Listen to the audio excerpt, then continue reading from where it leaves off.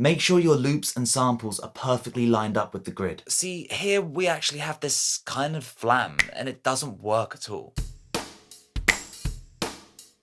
So what I'm going to do is cut off the first transient and line the second one up with the beginning of the grid. And